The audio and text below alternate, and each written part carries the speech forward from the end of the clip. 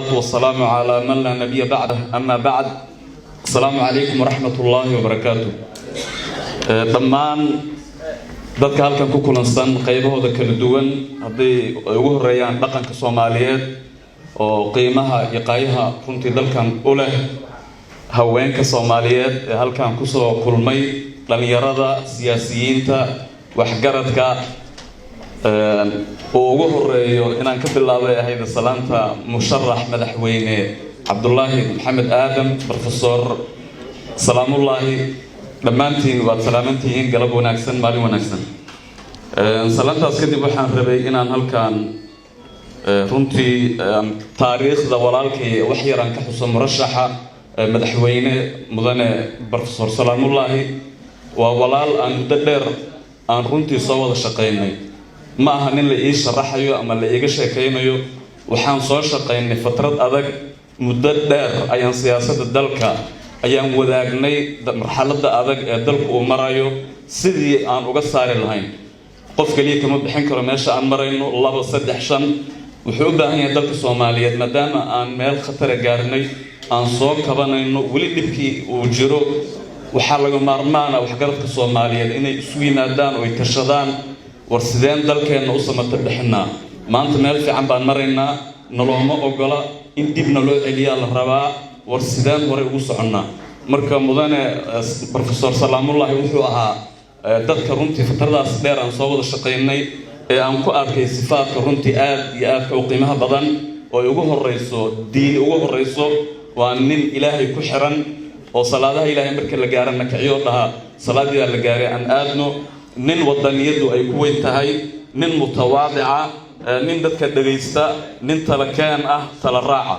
anigu waxaan u arkaa marka aqoontaan u leeyahay Professor Salaamullaahi marxaladan aan marayno dad inuu munaasib ku yahay inuu dalkan hogaamiyo marka Ilaahay waxaan ka baryaynaa inuu fududeeyo xilkaas uu soo istaagay ahal ayuu u yahay runtii ma aha walaal halkan markii kaliya ka shaqeeya markii la cararay dibadaha la aaday wuxuu ahaa dadka Soomaaliyeed dadka isku raadiya oo dhaha war diinteena aan ku dhaganaano dalkeena yaa la iloobi dalkeena maslaxadiisa laga shaqeeyo hadduu dibadda ku maqnaan wuxuu ahaa gudoomiyaha qurba joogta marka waad maasantahay mudane Professor Salaamullaahi Ilaahay garab ku siiyay xilkaas adag ee soo istaagtay annaguna garabkaaga taagan insha Allah inta kadib waxaan rabaa inaan ka mahad celiyo munaasabadan runtii qaaliga ah oo laba shay daaran waxay daaran tahay taageeridda walaalkeen in aan dhahno hore u soco garabkaaga taaganahay iyo taageeridda ama hambalyeynta gabadha Soomaaliyeed Doctoressa Muna Sharmaan oo adeer uu hadda halkan ka sharxay gurigii ka soo jeedana aad taqaanaan General Maxamed Ali Sharmaan oo la yaqaan dalkan doorka uu ku lahaa waa dadkii aasaasay ama dhisay ciidanka Soomaaliyeed wuxuu ahaa marka hubal raadinayo ninka raadiyo oo doona ayuu ahaa hubka lagu khaldi karin adduunka waa la isqalda aqoon dheer u lahaa hubka noociisa kala duwan marka Muna Sharmaan waa gabar Soomaaliyeed waajib saarna ay gudatay annagu waxaan dhahnaa la shukra ala waajib qofka hadduu guto waajib saarna anshuurtii dalkay wax ku soo baratay aabaheed anshuurtii dalkan wax ku bartay marka waxay gudaysay Muna Sharmaan abaalka dalkan uu ku lahaa iyadoo ay sida adeer u sheegay shaqo muhiim oo munaasab ah ayay tiri marrabo waxaan u shaqeynayaa u adeegaya sidaan u badbaadin lahaa baddaas ay nimankan ugu qabsadeen maanta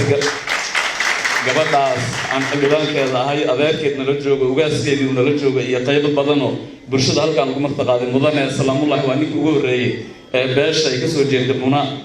runtii marti qaaday waxaan ka dareemaynaa meeshaas wadaniyada ku jirta marka waxaan rajaynaynaa insha Allah ku mahadsantiin dhammaan mudane